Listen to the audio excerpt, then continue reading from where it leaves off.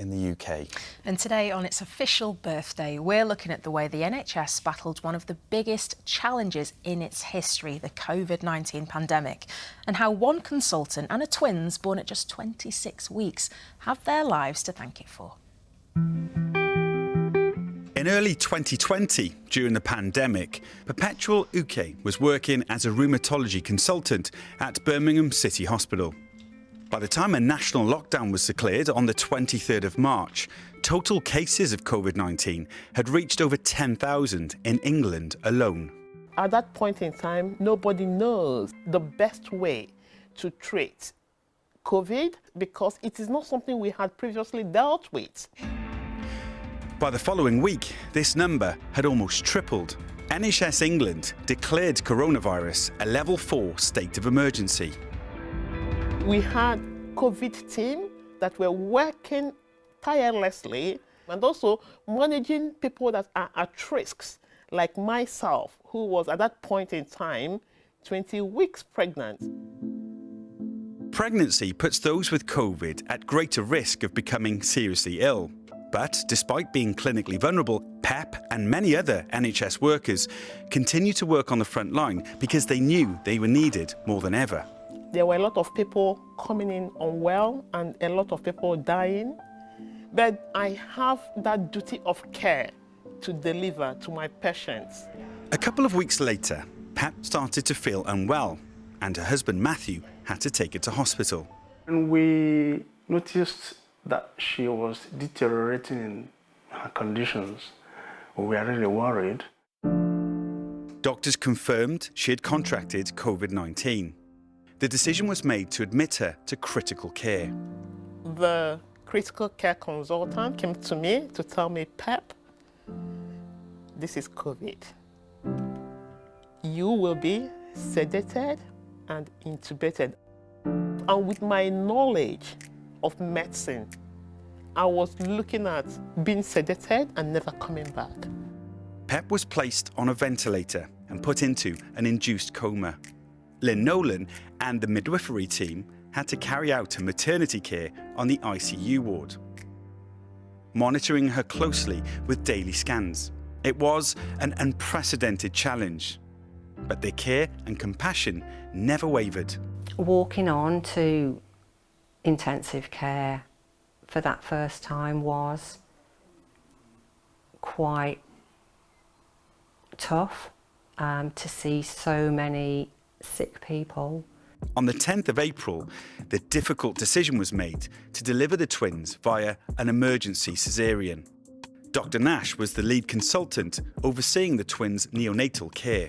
Twin pregnancies are more complicated in a mother who's well, let alone having COVID on board. So the difficult decision came to deliver her babies to try and help her survive. I was wondering, is she going to die alone? Is she going to die with the twins?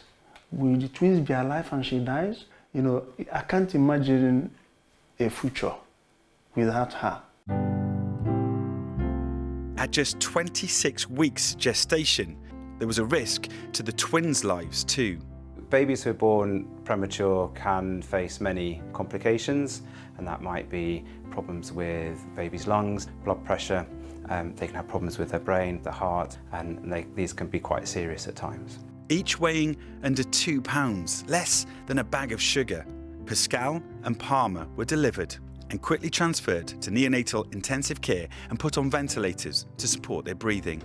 Pep remained in a coma for another 2 weeks while she recovered. When she woke up, she suffered from what's known as ICU delirium, a condition where patients experience a heightened sense of confusion. I was so terrified because I've lost my bump, and at the same time, I had that dream that all my families had died.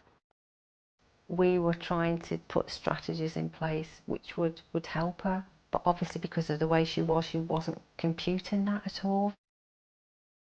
The team decided it would help Pep through her confusion if she could see her husband on a video call.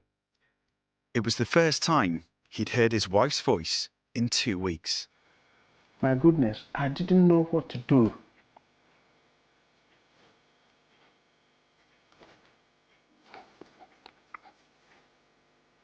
It was,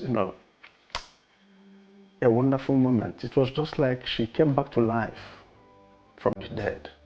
Soon, Pep was able to meet Pascal and Palmer too. Seeing them alive today is a plus. I'm really sorry. These are tears of joy. They stayed in neonatal intensive care for another 4 months until August, when they came home and finally met their older siblings, Namdi Ronald and Chizimdi Claire. Everybody remembers Pep and Matthew and Palmer and Pascal very fondly, and seeing them through the journey to when they're able to go home is why we do what we do. The twins are now 3 years old, and thanks to the support and care of the NHS, they're doing well. If it weren't for NHS, my goodness me, and I cannot thank them enough.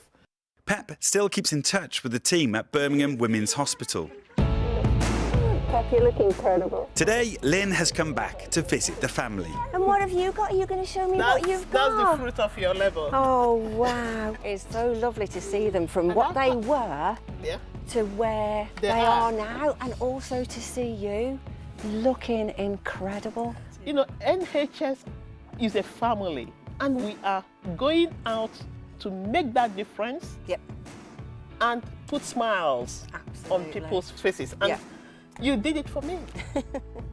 Pep is now back working part-time on the rheumatology ward, and both her and her family are eternally grateful for the care they received from the NHS. The caregivers, I still wish to give them a hug and thank them so much for what they've done for me and my family. They performed a miracle. People were working tirelessly day and night to make sure that I came back to life.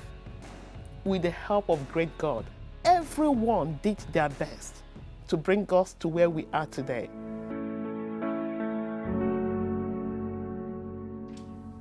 It's so good to see Pep happy, the twins healthy. I mean, the NHS just means so much to so many people, doesn't it? Isn't that just an incredible